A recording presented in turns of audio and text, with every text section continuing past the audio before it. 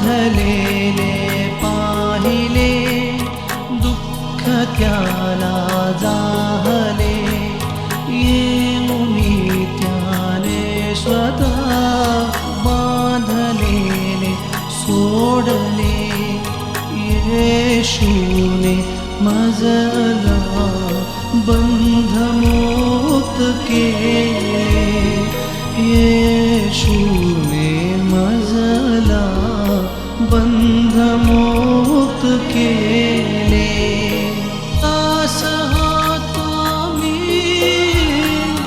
मोल माझे दिले पुत्र करुणी मला प्रेम केले खरे येशूने मजला बंधमुक्त केले येशूने मजला बंधमुक्त केले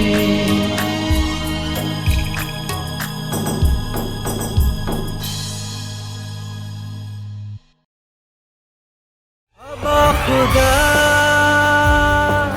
तू है मेरा अबा पिता तू है मेरा। आपने अभी तक कितने शायरी लिखे? ये और एक करिश्मा है, किसी ने सिखाया नहीं। और हम कन्नड़ा मीडियम से वो भी म्यूनसिपालिटी में पढ़े, वो भी नाम के लिए, वो भी 10th में 10 बार फेल हुए हैं, सॉरी 7 बार, और 12th में जाते जाते 10 बार फेल हुए। गिनीज बुक में शायद मेरा नाम आना चाहिए। तो वो भी कन्नड़ा मीडियम से, इंग्लिश का कोई लफ्ज़ नहीं पता, पेन भी कभी पकड़े नहीं, वो भी मतलब के लिए पकड़े। तो 6000 शायरी अभी तक अजय चौहान की 6000 शायरी। हाँ। और गाने कितने हैं? टीवी माध्यम से मैं बताना चाहूँगा कि मैं बंजारा के इतिहास में और इंडिया में पहला इंसान हूँ जो शायरी करता है, गाने भी लिखता है, कंपोज करता है और गाता भी है।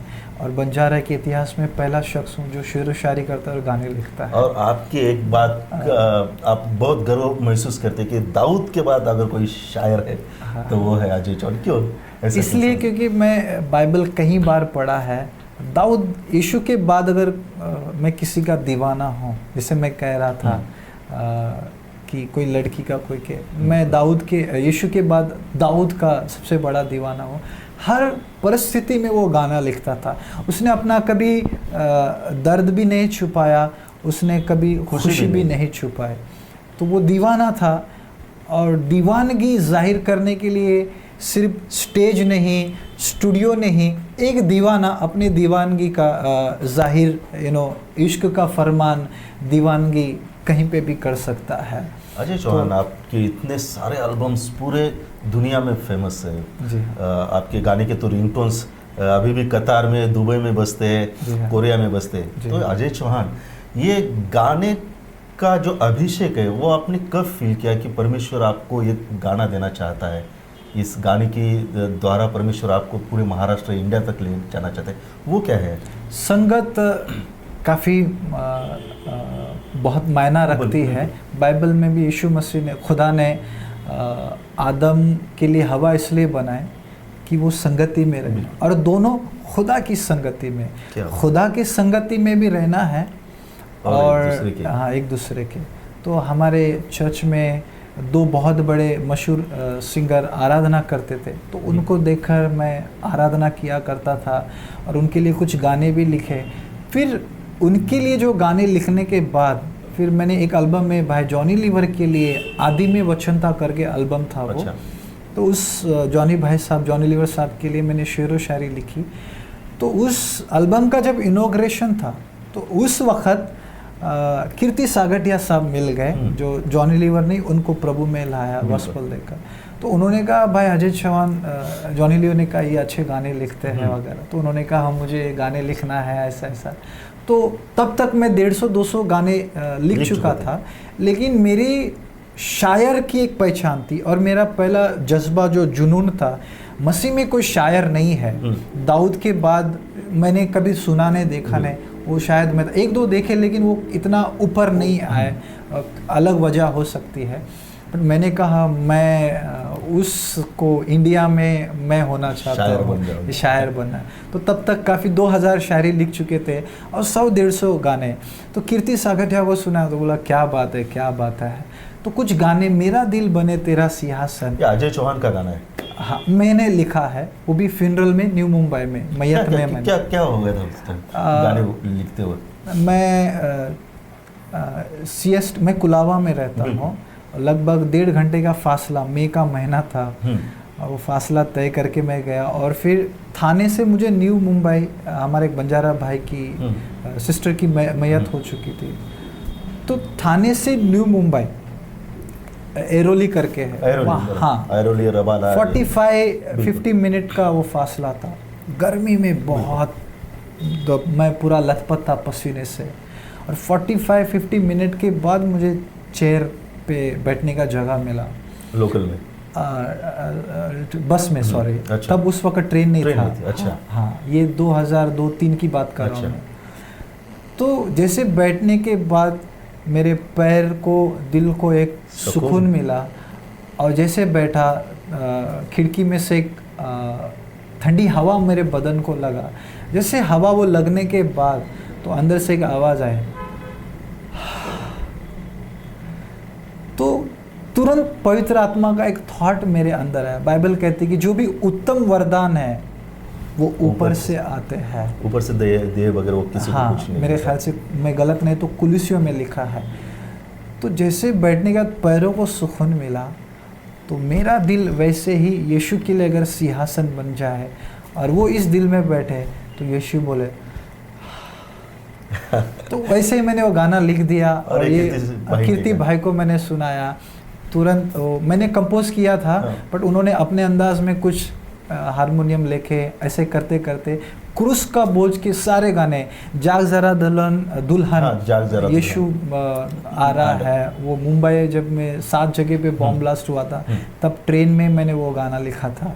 वो कीर्ति भाई को सुनाया तो उन्होंने कंपोज किया। तो ऐसे कई राजाओं का राजा, यीशु तुझे प्यार करता, ये ऐसे। लेकिन भाई अजय, मैं आपको रोक रहा हूँ, लेकिन बहुत सारे ऐसे गाने हैं कि आपके दिल में रहता है कि ये युवकों के बहुत नज़दीक रहेगा ये गाना।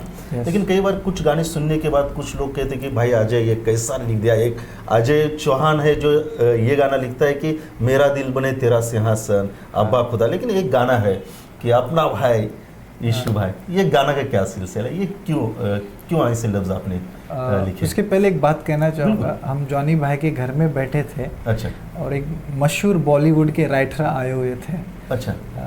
मैं कंटिन्यू करूँगा। बिल्कुल। तो वो कह रहे, उन्होंने मेरे शेर व शायरी और गाने के नज़्म वगैरह पढ़े, तो उन्होंने कहा जॉनी भाई ये बच्चा क्या सॉलिड लिखता है यार। तो उन्होंने मुझे बच्चा कहा तो दिल में एक लगा, यार 2 बच्चे का बाप है और मेरे को बच्चा बोलता है।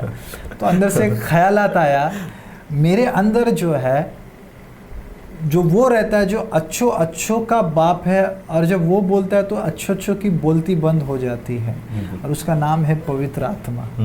जब मैं अपने बैकग्राउंड को देखता हूँ, अतीत को, कभी पेन नहीं पकड़ा, कन्नड़ा मीडियम से, वो हमारे महाराष्ट्र में, इंडिया में उसका शायद मुंबई में खास करके इतना वैल्यू नहीं है। तो आज 2000 गाने लिखना, 6000 शायरी लिखना, ये सिर्फ और सिर्फ पवित्र आत्मा का ही कार्य है। और जैसे आपुन का भाई आपने कहा, हम पले बड़े ऐसे मुंबई के गलियों में, रोड पे, प्रभु में आने के बाद में भी वो आदत लग चुकी थी। हाँ, तो रोड पे ही हम प्रार्थना कर लिए, सो लिए सारे जवान मिलकर। तो मेरे गैंग में से मैं थोड़ा पढ़ा लिखा था तो जल्दी मेरी लफ्ज़ सुधर गए, पेपर भी कभी कभी पढ़ता था। तो हमारे गैंग में से, हमारे एरिया में से एक लड़का था विट्ठल नाम का। अच्छा। जो पढ़ा लिखा नहीं, टपोरी था मेरे जैसा ही।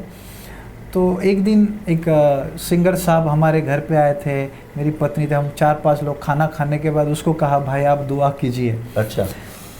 तो उसने कहा, ये हकीकत बात बता रहा हूँ, इस बात का भाई अंतनी राज भी गवाह, आप उनको पूछ सकते हैं। तो उसने दुआ करना शुरू किया, अपन प्रेयर करेला परमेश्वर, फुल टू मुंबई स्टाइल में। अच्छा। अपन प्रेयर करेला परमेश्वर, अपन का प्रेयर सुनने का परमेश्वर। तो मैंने उसको रोका, मतलब टपली मार के मेरा बच्चा आत्मिक बेटा है, बोला अबे तू खुदा को राग दे रहा है कि रिक्वेस्ट कर रहा है?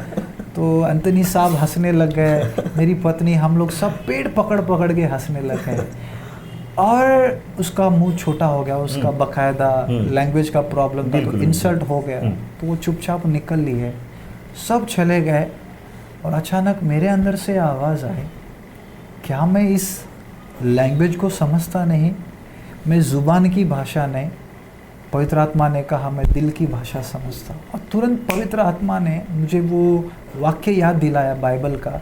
एक धर्मी जन जाता है मंदिर में जो बहुत पवित्र शब्दों से दुआ करता है, और एक पापी जो आंख उठाकर मेरी तरह, जैसे रविवार के दिन चप्पल पहना था, मैं जाना नहीं चाहता था, भाग रहा था, वो ऐसे मेरी तरह दुआ करने लगा कि मैं पापी हूँ, ये हूँ। खुदा ने धर्मी की नहीं, पापी की प्रार्थना सुनी।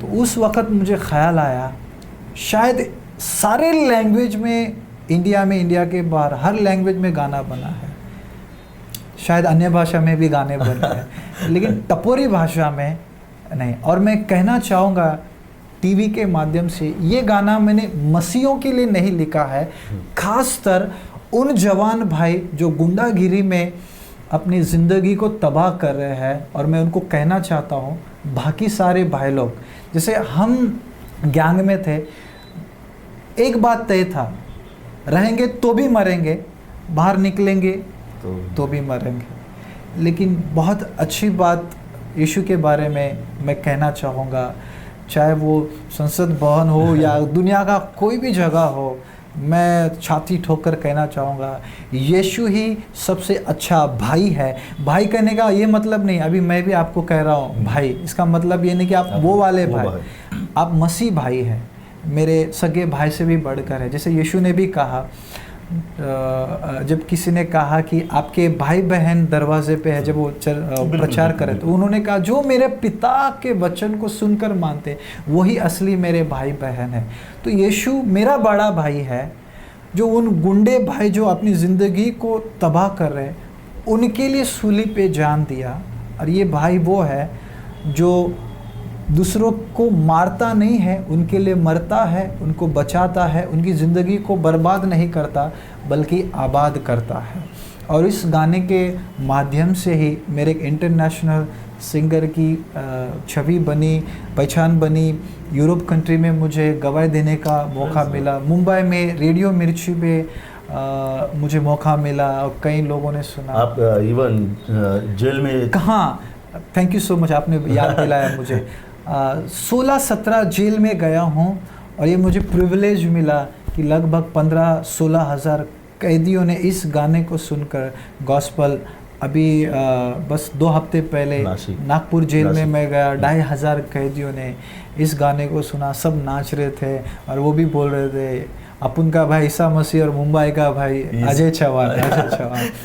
मैं एक बात कहना चाहूँगा, जैसे मैंने कहा पर्टिकुलर में इन्हीं लोगों के लिए गाना लिखा है क्योंकि मैं वहाँ से कुछ लोगों आया हूँ। महलों में रहने वाला रास्ते का क्या मज़ा है वो नहीं जानता। अच्छा, तो इनकी भाषा मैं जानता हूँ। इनको आप बोलेंगे, ब्रदर जी बोलेंगे, तो उनको लगता है कि हम गाली दे रहे हैं। और उनको बोलेगा ए भिड़ो चलना, कुप्चे में चलना, अपना भी एक भाई है। तो वो बोलते हैं अरे यार ये अपना ही भिड़ो है, अपना ही भाई है। तो इस माध्यम से शायद जो उच्च कोटि के जो मसीह लोग हैं, शायद उनको एक सवाल उठा सकते हैं, लेकिन नशा करता है उनके लिए। और सिर्फ अपन का ही भाई नहीं, मैं बॉलीवुड के लिए भी गाना लिखा हूँ, यीशु ही सच्चा हीरो जिसके आगे है सारे ज़ीरो। उसमें रील में नहीं, रियल में जान दिया है। और इतना ही नहीं, मैंने यीशु को क्रिकेटर बनाया है। एक बच्चे को गॉस्पल देना है तो बच्चा बनना पड़ता है। एक किसान को, जैसे यीशु मसीह को ही मैं कॉपी करता हूँ और किसी को कॉपी नहीं। यीशु मसीह, दाऊद और पौलुस, ये तीन लोगों को मैं ज़्यादा कॉपी करता हूँ। पौलुस ने कहा मैं यहूदी के लिए यहूदी बना, वही तो बात, यूनानी के लिए यूनानी। और इस गाने से लोगों का फ़ायदा ही हुआ है, नुकसान नहीं। एक भाई लोनावाला की बात है, 17 साल का लड़का, किसी ने ये गाना मोबाइल में उनको सुनाया। अच्छा, 17 साल का लड़का, तुरंत उन्होंने शराब सिगरेट छोड़ दी, गुंडागिरी छोड़ दी, प्रार्थना में आ गए। धारावी में एक भाई है जो बॉलीवुड में छोटा मोटा काम करते, कुछ हीरो को उन्होंने, जैसे अक्षय कुमार हो गया, बड़े बड़े फिल्म स्टार को उन्होंने डांस सिखाया था, कोरियोग्राफी की थी। उसको किसी ने ये गाना मोबाइल पे सुनाया, जो दिन में 40-40, 50-50 सिगरेट पीते थे, वो तुरंत छोड़ दिया, शराब छोड़ दिया, अब प्रभु में आ गए। वो शाहरुख खान से लेकर आज कई बड़े बड़े एक्टर को कोरियोग्राफी करते। जेल में गया, हॉस्पिटल में गया, कॉलेजेस में गया, मेडिकल कॉलेजेस में गया, स्कूल में गया। इस गाने के दरमियान मुझे पिंटो साहब के कई स्कूल में मुझे जाने का मौका मिला। और एक बार तो मुझे मनमोहन सिंह साहब का, सोनिया गांधी, सचिन तेंदुलकर, अमिताभ बच्चन, जिनका डायरी में इंटरव्यू लिखा गया था, उनके बाजू में ही मेरा ऑटोग्राफ लिया गया, इंटरव्यू लिया गया। मैं कहना चाहूँगा, यीशु मसीह तुझको चुनता है और तुझको कुछ बना देता है। जब वो कुछ बन जाता है तो सारी दुनिया उसको पूछने लगती है। क्या बात है राजा भाई। एक नालायक को लायक बना देता है और एक फटीचर को हटा के एक टीचर बना देता है। फटीचर को टीचर। और एक चीफ को चीफ गेस्ट बना देता है। जिस स्कूल से मुझे धक्का मारकर भगाने वाले थे, क्योंकि 7 बार फेल हो चुका था, तो वो बोलते थे कितना फेल होगा, वो बोलते अबे लमाणिया कितना फेल होगा, बंजारा मतलब कितना फेल होगा। तो मैं कहता था, तभी मैं विश्वासी हो चुका था, मैं कहता था सर गिनीज बुक में मेरा नाम आना चाहिए। आपकी नज़र में मैं फेल हुआ लेकिन मैं नहीं। तो आज उसी स्कूल में, कॉलेज में एक चीफ स्टूडेंट को जो सबसे पीछे बैठता था, वो भी नाम के लिए, आज वहीं पे मुझे चीफ गेस्ट बनाकर बुलाते हैं और सिखाते हैं। कई कॉलेजेस में जाता हूँ और एक अनपढ़ इंसान, एक अज्ञानी इंसान ज्ञानियों को अगर ज्ञान बांटता है तो ये सिर्फ यीशु का ही करिश्मा। अजय भाई, मुझसे तो रहा नहीं जा रहा है, आप वो 2 लाइन सुनाइए। यीशु हमारा भाई, यीशु मेरा भाई। अरे अपन का भाई ईसा मसीह, अपन का भाई ईसा मसीह, जिसके नाम से डरता है सारा जहां, जिसके नाम से डरता है सारा जहां, जिसके नाम से डरता है सारा जहां, जिसके नाम से डरता है सारा जहां। भाई का क्या मतलब है वो बताना चाहता हूँ। ए भीड़ू लोग, अपन तुमको अपन अपने भाई यीशु के बारे में बता रहा है, ज़रा ध्यान से सुनना मांगता है। अपने भाई यीशु की भी एक गैंग थी जिसमें 12 भाई लोग थे। उन 12 भाई ने और अपने भाई ने मिलकर अक्खा कोल्हापुर, इंडिया, मुंबई को हिला डाला। बड़े बड़े भाई लोग अपने भाई यीशु के चर्चे सुनकर सब सलाम करते थे। एक दिन पप्पिया ने थोमिया को पूछा, पप्पिया ने बाइबल वाला पीटर, अच्छा। हाँ, ए थोमिया भाई बोले तो क्या रे? थोमिया ने बताया रे बहुत सिंपल यार, भाई बोले तो हम टपोरियों को, गुंडे को सुधारने वाला, खुशी देने वाला, शांति देने वाला। भाई बोले तो अखा दुनिया का बाप। दूसरे शब्दों में भाई बोले तो एक बिगड़े हुए को सुधारने वाला है। बिल्कुल। हाँ, सारी दुनिया अपने लिए जीती है, लेकिन यीशु आए, सिर्फ हमारे लिए जिया, हमारे लिए मरा। जैसे मैंने कहा, मारने वाले से बचाने वाला बड़ा होता है। यीशु मुझ पापी के लिए, सभी पापियों के लिए सूली पे मरकर हम पापियों को बचा लिया। हाँ, लेकिन आपने जब बचाने और मारने की बात चल रही थी तो अजय भाई आपने बहुत सारे गीत ऐसे लिख दिए, लेकिन एक इंसिडेंट ऐसा है, एक पल ऐसा है कि जहाँ पे ये अपन का भाई, अपना भिड़ू, ये जब अजय चौहान इस कदर के जब लफ्ज़ लिखता है तो यही एक अजय चौहान है कि जो ये भी लिखता है अब्बा खुदा। ये क्या है गीत? ये गीत कहाँ से आ गया? सर, एक आराधक जो है वो अपन का भाई के बाद धीरे धीरे मैं गाते गाते आराधक बन गया। जब एक आराधक की बात आती है, और मेरा नाम दीवाना भी है, मैंने अपना तखल्लुस शायराना नाम दीवाना रखा है, यीशु का दीवाना, और किसी का नहीं। तो जब मेरा बेटा का ऑपरेशन हो रहा था, डॉक्टर ने कहा, उसके सर में पानी था। अच्छा। हाँ, डॉक्टर ने कहा, दूसरा बेटे की बात कर रहा हूँ। अच्छा। बड़ा बेटा ठीक है। तो डॉक्टर ने कहा कि 3 ऑपरेशन करना पड़ेगा। जब कितने साल का था यार? सिर्फ 3 महीने का बच्चा। 3 महीने का बच्चा। 3 ऑपरेशन। तो मेरे लिए एक खुशी की बात है कि मैं टीवी के माध्यम से जो ऐसे लोग दर्द से तड़प रहे हैं, तो हो सकता है कि आज मेरा दर्द, मेरे बेटे का दर्द उनके लिए दवा बन जाए। तो हम मान गए क्योंकि बच्चे का पूरा फ्यूचर है, तो ऑपरेशन के लिए तैयार हो गए। और वो अंदर तड़प रहा था, मैं बाहर तड़प रहा था, मेरी वाइफ रो रही थी, मम्मी रो रही थी। और ऑपरेशन होने के बाद जब आईसीयू से वो बाहर निकला। अजय भाई, मैं रोकना चाहता हूँ, ये कंटिन्यू करेंगे, लेकिन कभी आपके दिमाग में ऐसा नहीं आया कि ईसा मसीह मैंने तेरे लिए सब कुछ, मेरा घर दार, मेरा सब कंपनी सब छोड़ दिया और मैं तेरे पीछे आ गया, हाँ। और तेरे पीछे आने के बाद ये श्राप अभी तक मेरे जीवन में क्यों है? क्यों मेरे बच्चे को ऐसा तो नहीं पैदा? कभी ईसा मसीह के बारे में या खुदा के बारे में कभी ऐसा लोगों ने दिमाग में कहा, आया? लोगों ने कहा हाँ, मैंने अभी तक नहीं किया क्योंकि लोग मेरे बाप को नहीं जानता, पड़ोसी मेरे बाप को नहीं जानते, मेरे बाप को जिसने पैदा किया वो ही जानता, क्योंकि उसका खून मेरे रगों में है। मेरी पत्नी ने भी एक बार सवाल उठाया कि ऐसा क्यों हम अनाथ बच्चों को, विधवाओं को सीडी माध्यम के एल्बम के ज़रिए चैरिटी शोज़ करते हैं, लाखों रुपए हमने डोनेट किया, हमने ऐसा क्या गुनाह किया?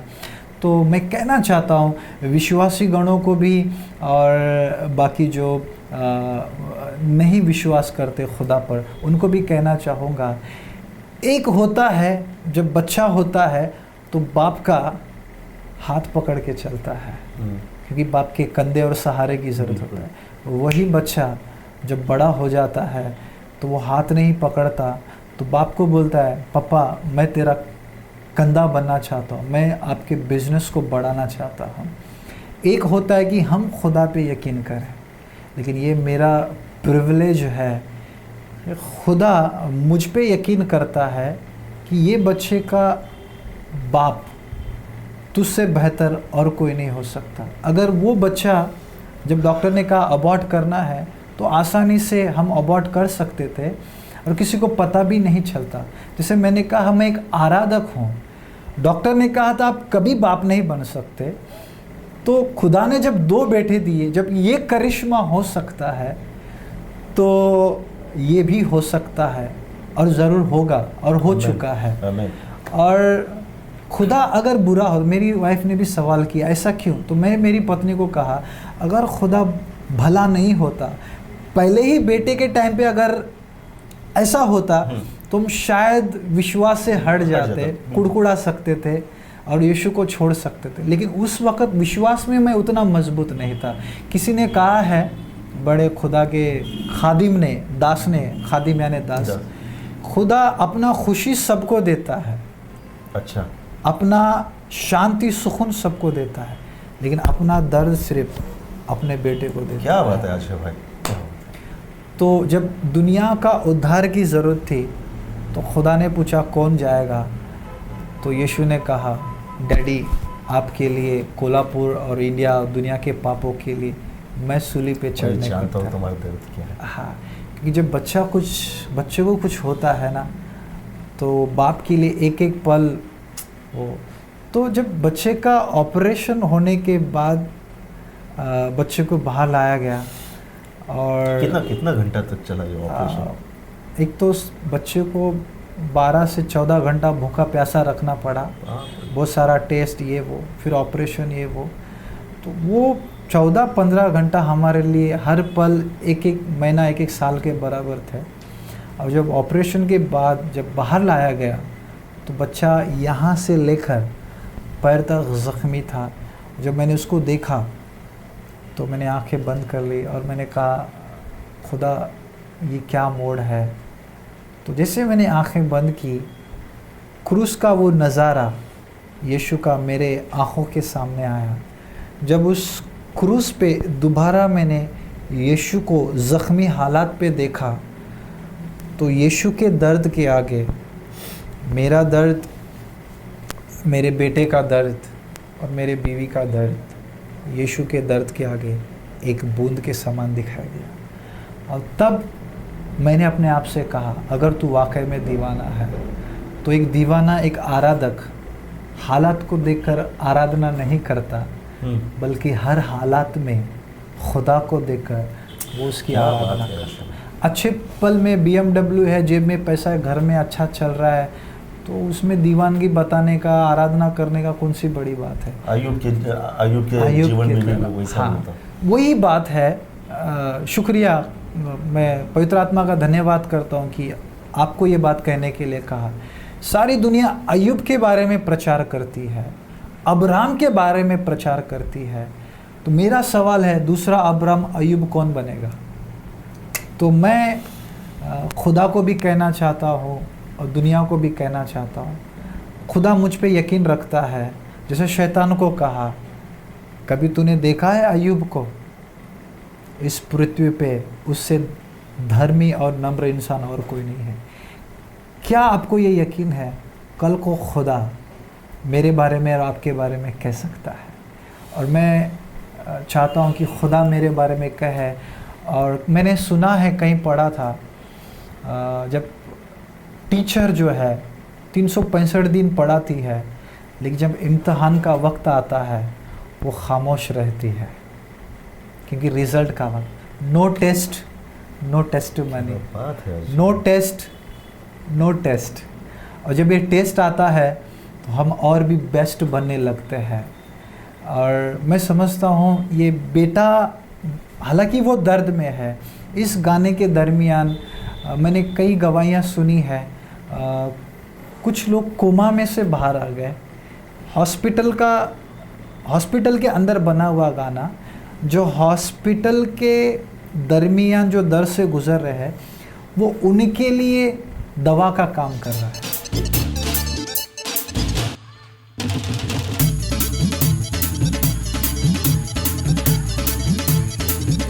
मैं सब कुछ छोड़ जावा, यीशु दे सदके जावा।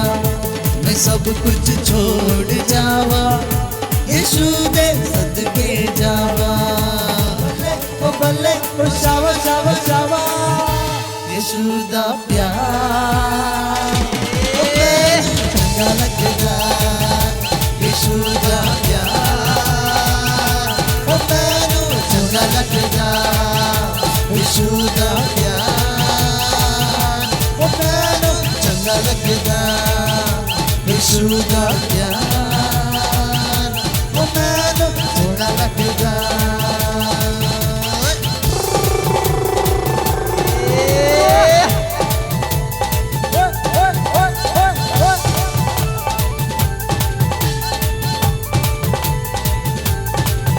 पीछे वाले, अरे खुदा ऊपर से देख रहा है, इसे हम एडिट कर सकते हैं लेकिन उसको नहीं।